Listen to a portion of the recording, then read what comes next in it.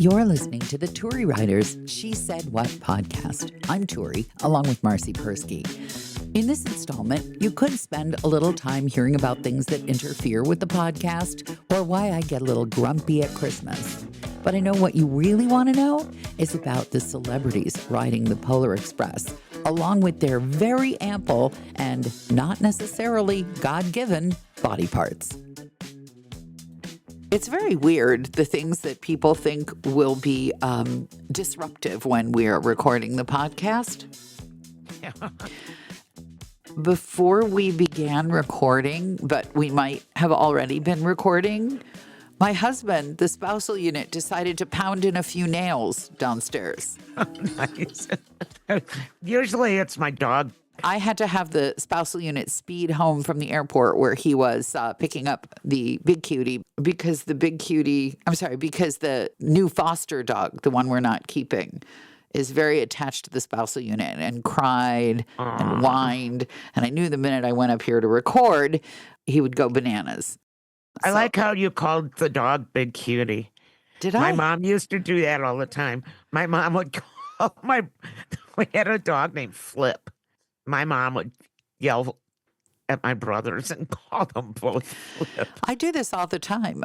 What's really awful, though, is when someone doesn't know you well and you use the wrong name and they take it personally. And I always tell people I was on my 5th date with the spousal unit before I could remember his name.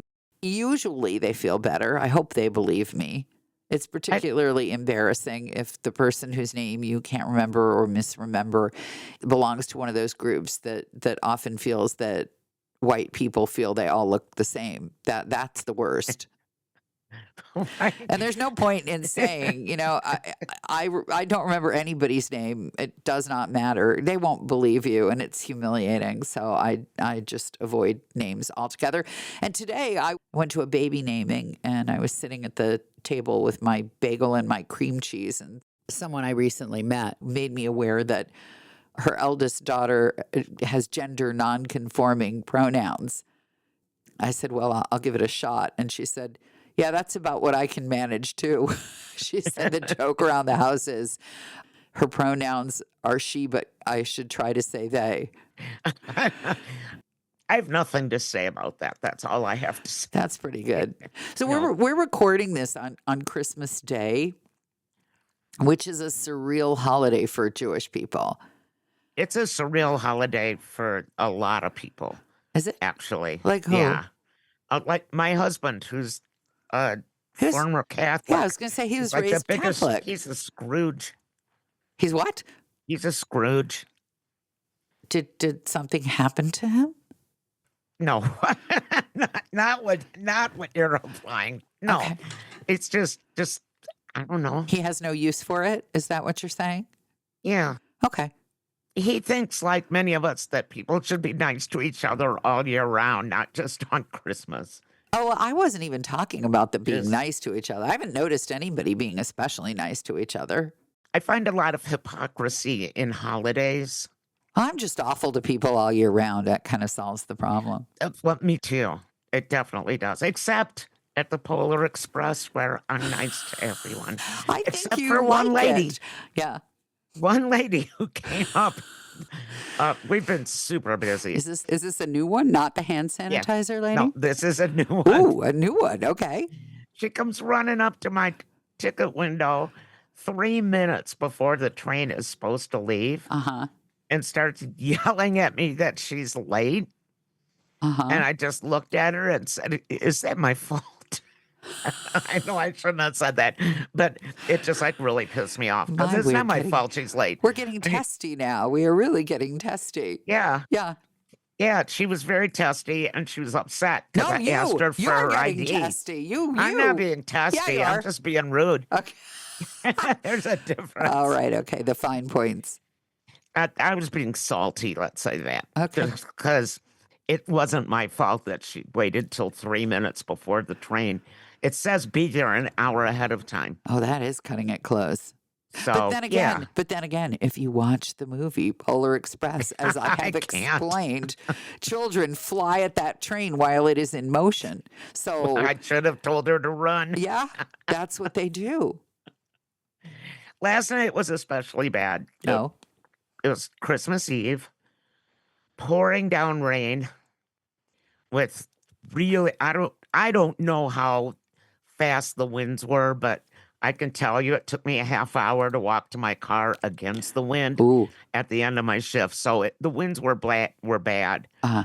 So instead of waiting out on the platform like people usually do, Mhm. the train depot was full of people from train 5:30 and train 7:30, which means there were like thousands of people crammed into this long. It's very old school looking. It's a long, narrow building. Okay, As a train station is supposed to be. exactly.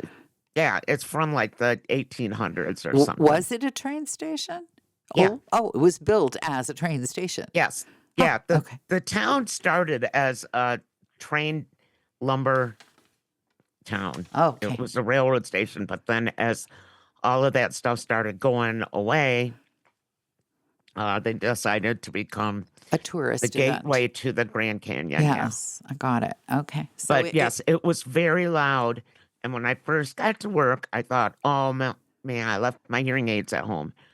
And after being there for 10 minutes, You I were was like, so oh, glad. I'm so glad So I glad. left my hearing aids at So home. glad, yeah. The lady who was late, did she get on her train or no? Yeah, she did. And then everybody in the other ticket windows were like, whoa, she was rude. So she deserved what I said. Yeah, it's true. But I refer you to the actual Polar Express movie where people throw themselves at the moving train all the time.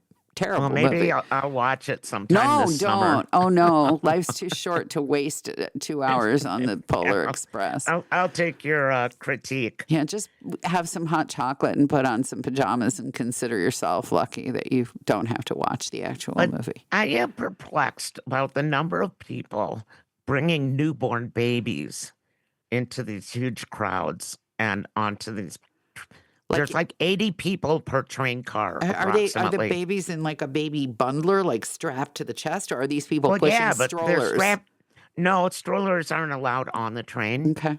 So they're strapped to them, but that still means that, like, there's things in the air like COVID and flu and norovirus and all the newborn babies do not belong in huge crowds of people, in my opinion. All right, this is not a political podcast, but That's not political. I would posit that they believe that none of those things you've mentioned are real. Either that, or they just they promised the older kids that they could go, and they Baby are not sitter. willing to let. No, the newborn doesn't get to stay with a sitter. The I little baby. tried to do that for your wedding, if you remember. I had a newborn when you got married. Yes, that's true. And I never did make it to the reception. that was a drag. I know. I put all my bridesmaids in basically sackcloth for you because you had just given birth and you were worried about your figure. I know you did. mean. I still have mine. The sackcloth dress. Yeah, I still wear my sackcloth every now and then. it's pretty. It's a pretty sackcloth dress. It's really pretty. I love Yes. it. I'm glad you love it. I Yes, did it with my you in child- mind. My babysitter could not handle the screaming child. Well, your babysitter was your ex's horrible daughter. No, wife. What? It was even worse. What? Yeah, no, it was his wife. His ex-wife. Ex-wife. His first wife. Ugh, no He had wonder. many. She's probably pinching the kid. Possibly. Who knows? I'm sorry, Who knows? I can't manage this kid. I cannot manage this kid. And meanwhile, she's like taking the hors d'oeuvre fork and poking her in the bottom of the foot. Don't even say that. I'm sure she That's did. not what happened. Let's change our I'm subject. sure. Well, they're all so- dead now, so who cares? They were all a bunch of drug addict alcoholics, and I think they're all dead, and so be it. Mostly, yeah. Yeah. So it's sunny out and like in the 60s Weather. today. Yes. How do you like the On weather? December 25th. It's, Yeah, let's it's talk Christmas, about the weather. so I can say bad things about people. That's Yeah. my new rule. I know. Well, I know that our religion says that once you're dead, you're dead. Yeah. That you're remembered in the hearts of the people who loved you. Well, it depends which branch of the faith you're part of. I'm part of the you're dead. Yeah. I still worry about talking mean about dead people, that they're going to come back and like Well, get that's me. just you watching too many movies. That's all that is. That's the karma part of me. Ah, I see. Oh, yeah. Speaking of watching TV and movies, Yeah. you know who was on our train? Ice-T's wife, Coco. She's like this former stripper. And she What? has like she has huge fake boobs and a huge, I don't know if it's fake butt, but she rented out an entire train car For her boobs for and her butt? pretty much. No, for their daughter's birthday. Oh, But I'll have to send you.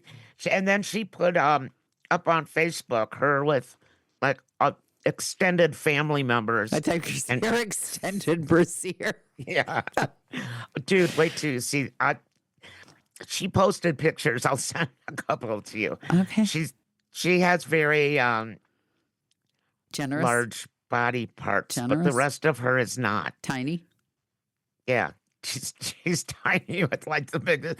She makes us look flat chested. Let's say that. Dear. But she wrote this really nice thing on Facebook thanking the railroad and saying that they had a great time and this was their second year.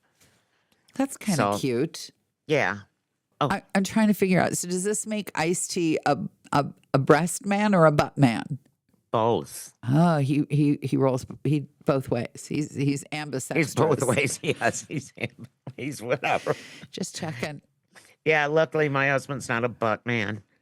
I have the. He would I be have the flat, deprived. He would perky be butt. starving. He would be so deprived. Well, he has no butt either, so he's sympathetic to me. Like when we're in the car and going over bumps and stuff. The two of you are in agony. Yeah. Oh, Yeah. nice. It's a And my bonding pants thing. are always falling down, and he's always telling me to wear a belt. That's a bonding thing for the two of you. Yes, it is. Flat butts. But I did, okay, one other cool thing that happened Okay. to offset the mean lady. Ron Funches came up to my window, and I know you don't know who he is. No, I have but no idea. with most people, he's a very famous comedian, and he's also in a number of movies Okay. and television shows. Okay.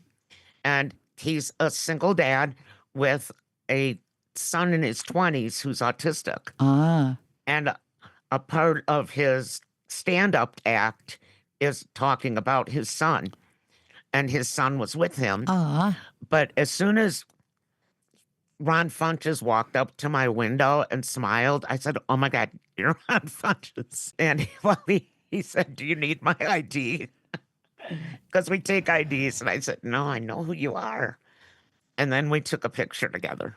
I saw that, and everybody was all impressed. And your idiot friend is going, "Who? Who is? Yeah. who's that?" And I said, "Ask Jeeves." Didn't I? Yeah, because you're mean, because you're testy, because it's Christmas, and you don't want to That's be nice right. to anybody. You've had enough of being nice. Actually, I have like one more week of being nice. Can you keep it up, being nice for another week? As long as I have edibles. I'm glad they don't do drug testing on the North Pole, They whatever it is. do. What? I had to pass one to get hired. But it's not like I'm driving the train or Thank anything. God for that. Yeah. I'm glad you had your celebrity fix. I'm glad that you had good experiences. I feel a little compassion for the woman who's really late because in my heart, I'm thinking maybe she's married to my spousal unit. I mean, people who are late because of traffic and accidents and stuff like that, we're nice too. Yeah. But people who are late and just like are nasty. What if the person runs as I would run up to the ticket window and say, "I married a wonderful man who takes care of me when I'm sick to my stomach and doesn't screw around and fixes things when he can, but he's always an hour late and I lied, but this time it didn't work." I would give you your tickets along with a $20 bill and say, "I'm really sorry." Yeah. Yeah, I deserve all the sympathy. I deserve all the sympathy. I do. And I'll take that 20. Thanks for listening to the Turi Ryder's She Said What podcast. And if you've made it this far, we're guessing you liked it. So please recommend it to your friends and check out my book, She Said What? A Life on the Air. You can get it at your neighborhood independent bookstore or that website that sells everything.